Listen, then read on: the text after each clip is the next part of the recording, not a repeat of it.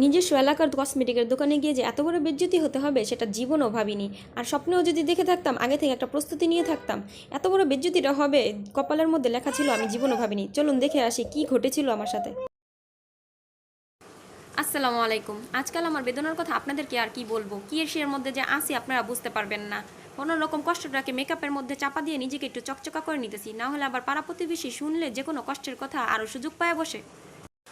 এই জন্য পছন্দের একটা mascara, eyeliner, lip liner, Ponds powder মুখে দিয়ে সিম্পল একটা বোরকা পরে সুন্দর করে বেরিয়ে পড়লাম। আমার উদ্দেশ্য হচ্ছে নিজ এলাকার কসমেটিকের দোকান থেকে মাত্র একটা ফেস ওয়াশ ইমার্জেন্সিভাবে কিনতে যাব।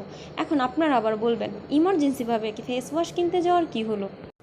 আসলে পুরো ঘটনাটা আবার আপনাদের না বললে বুঝতে পারবেন না। আমার ফেস ওয়াশ শেষ হয়েছে 5 দিন যাবৎ, গায়ে মাখায় সাবান দিয়ে মুখটাকে ঘষা মজা করে নিচ্ছি, সময়ের অভাবে যেতে পারিনি।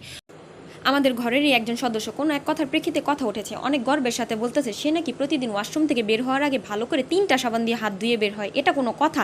এটা শোনার পর আমার আর বুঝতে বাকি রইল না সে কামটা করছে কি। যাই হোক, বাদ দেন। এখন নিজ এলাকার দোকান থেকে সাবান ফেস ওয়াশ কিনে মস্তিষ্কটাকে একটু ঠান্ডা করি। আর হ্যাঁ, নিজ এলাকা বলতে আমি বুঝাই আমি যে মহল্লা বা এরিয়ায় বাস করি। আর অত্যন্ত গর্বের সাথে বলতেছি আমি কামরাঙ্গীচরে বাস করি। এখন আবার অনেকে বলবেন কামরাঙ্গীচরটা আবার কোথায়? এটা আসলে বাংলাদেশের রাজধানী লালবাগ কামরাঙ্গীচর ঢাকায় অবস্থিত। আর এখানকার মানুষগুলো অত্যন্ত ভালো মনের মানুষ, যেমন অনেকটা আমার মতো। অলওয়েজ যে নিউ মার্কেট আর গাউসিয়া মার্কেট গাড়ি ভাড়া খরচ করে দৌড়দৌড়ি করতে হবে বিষয়টা এমনটা না। নিজ নিজ এলাকার দোকানপাটগুলো থেকে কেনাকাটা করে সমাজকে আমরা আরও উন্নতির দিকে নিয়ে যেতে পারি। থাক ভাই, আমার এত পাকনামি করতে হবে না। আমি যেটা কেনার জন্য এসেছিলাম সেটাকে নিয়ে বাড়ি ফিরে যাই। প্রথমে সম্মানের সাথে দোকানি ভাইকে লম্বা একটা সালাম দিয়ে শান্তি বর্ষিত করলাম, কিন্তু সে আমার উপর শান্তি বর্ষিত করলো না অশান্তি বর্ষিত করলো ঠিক বুঝতে পারলাম না। সে কাজে অনেক ব্যস্ত ছিল, কাজে এত ব্যস্ত ছিল সে আমার উপরে মিনমিন করে সালামের উত্তরটা নিয়েছে। দোকানে ঢুকেই দেখতে পেলাম 3জন মানুষকে রাখা যাবে এত বড় একটা বস্তা থেকে নিউ নিউ কালেকশন বের করতেছে। এই জন্য তাকে বলে দিলাম ইমার্জেন্সিভাবে সাবান আর ফেস ওয়াশ প্যাকেট করে রাখেন। এটা বলে তাদের দোকানটা আমি একটু ঘুরে ঘুরে দেখতেছি। এমনি কিছু কেনাকাটার জন্য আসিনি, আমি শুধু ফেস ওয়াশ কিনতেই এসেছিলাম। উল্টা খরচ করা আমি পছন্দ করি না। একটু চোখ গেল আমার লিপস্টিকের দিকে, শুধু চোখটা লিপস্টিকের দিকেই যাচ্ছে কেন। লিপস্টিকগুলো জোস ছিল, এই জন্য দোকানি ভাইকে বললাম একটা লিপস্টিক আর 2টা হেয়ার ক্লিপ প্যাক করে দেন। এখন মস্তিষ্কটা অনেকটা ঠান্ডা লাগতেছে, এখন আমার কাছে ভালোই লাগতেছে। আর এমনিতেও মেয়েরা কসমেটিকের দোকানে আসলে মস্তিষ্কটা অলরেডি ঠান্ডা হয়ে যায়, যত গরমই থাকুক না কেন। এরপর ঘুরে ঘুরে দেখতেছিলাম হাতের কিছু ব্রেসলেটগুলো মাশাআল্লাহ খুব সুন্দর লাগতেছিল। এমনিতে আমি ব্রেসলেট বেশি একটা পরি না, তারপর নিয়ে নিলাম একটা। 2টা ব্রাশ প্রয়োজন ছিল, 2টা ব্রাশ নিয়ে নিলাম। দেখতে দেখতে চুরির কালেকশনে চলে এলাম। চুড়িগুলো জোস লাগতেছিল মাশাআল্লাহ, চুড়িগুলো অনেক সুন্দর চকচক করতেছিল চুড়িগুলো। যাকে এগুলো আমি কেনার জন্য আসিনি, উল্টো টাকা খরচ করা আমি একদমই পছন্দ করি না, রেখে দিই এগুলো।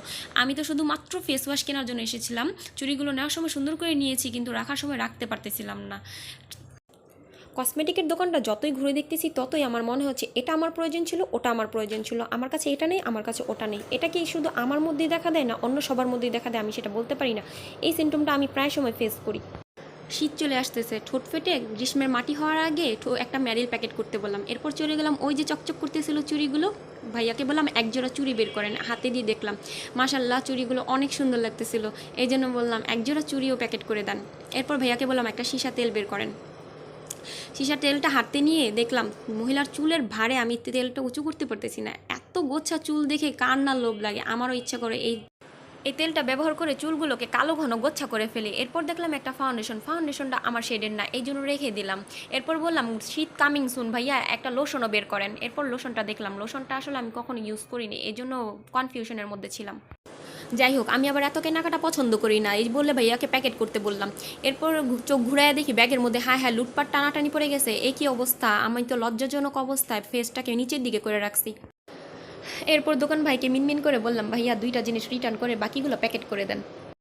ঠিক তখনই দোকান ভাইয়ের ফেসে এমন একটা মুচকি হাসি লক্ষ্য করলাম, যেটা দেখে একটু দেরি হলো না বুঝতে, সেটা একটা লজ্জাজনক হাসি ছিল।